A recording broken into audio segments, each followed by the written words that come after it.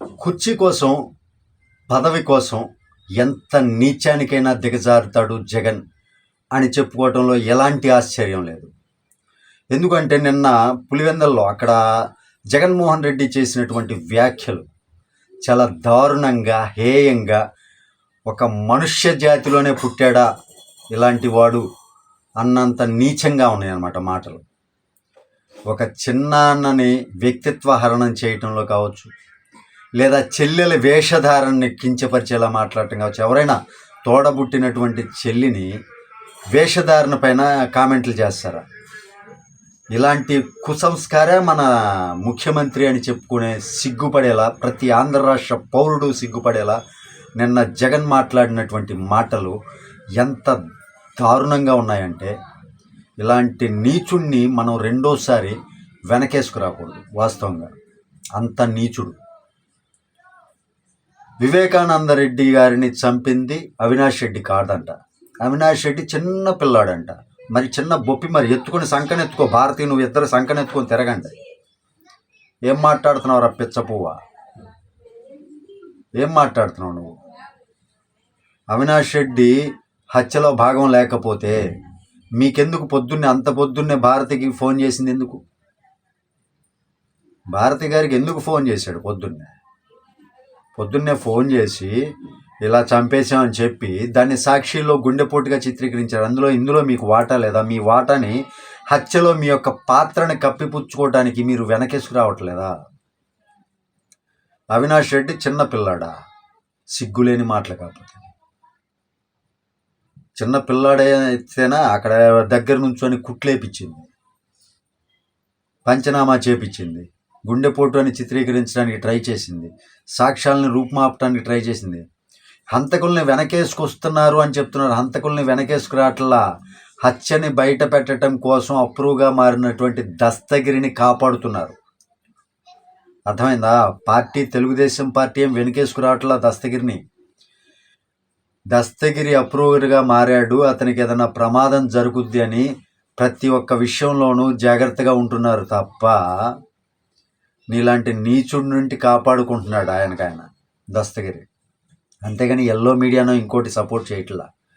ప్రజలందరూ ఒక్కటి తెలుసుకోండి, సొంత చెల్లిని ఆ చీర కట్టుకుంది, ఈ చీర కట్టుకుంది, అలా ప్రవర్తిస్తుంది, ఇలా ఎవడయ్యా నువ్వు? సొంత చెల్లిని వ్యక్తిత్వ హరణం చేస్తున్నావు. ఆమె బట్టల మీద, ఆమె వేసుకునే డ్రెస్సుల మీద కూడా నువ్వు కామెంట్లు చేస్తున్నావు. నువ్వెంత నీచుడివి, ఎంత వెధవ్వో అర్థం అవట్లేదా? ఒక చెల్లిని పట్టుకుని అలా అంటారా? పసుపు చీర కట్టుకుంది. చెల్లిని నువ్వేం కాపాడావు స్వామి? నీకోసం 3000 కిలోమీటర్ల పైచిలుకు పాదయాత్ర చేసినటువంటి షర్మిలని నువ్వు ఎంత ఘోరంగా అవమానించి పంపించావు. నీకోసం సోనియా గాంధీ కాళ్ళ మీద పడ్డాడు బ్రదర్ అనిల్, నువ్వు జైల్లో నుంచి బెయిల్తో బయటికి రావటం కోసం. అవన్నీ మర్చిపోయావా? అవినాష్ రెడ్డి హత్య చేయకపోతే హత్యలో భాగం ఎందుకయ్యాడు? అక్కడ అవినాష్ రెడ్డి ఎందుకున్నాడు?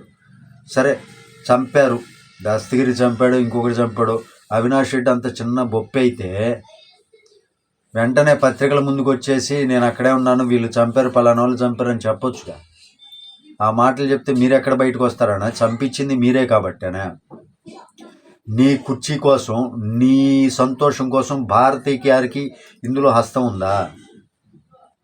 ఏమి లేదని సిబిఐ చెప్తుంది కదా అవినాష్ రెడ్డి నిందితుడు అని.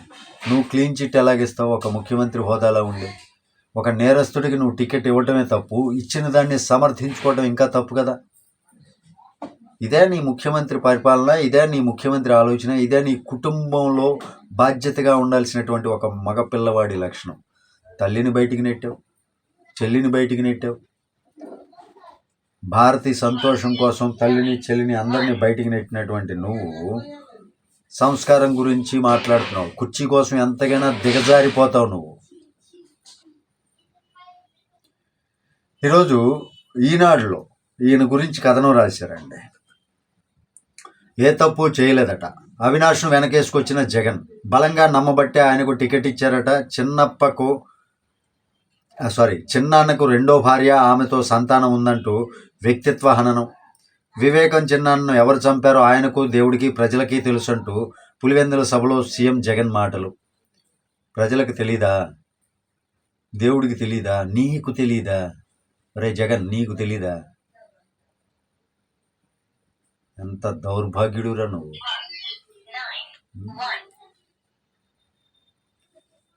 ఇది ఈ రకంగా ఉందండి ఆయన మాటలు. అర్థం చేసుకోండి.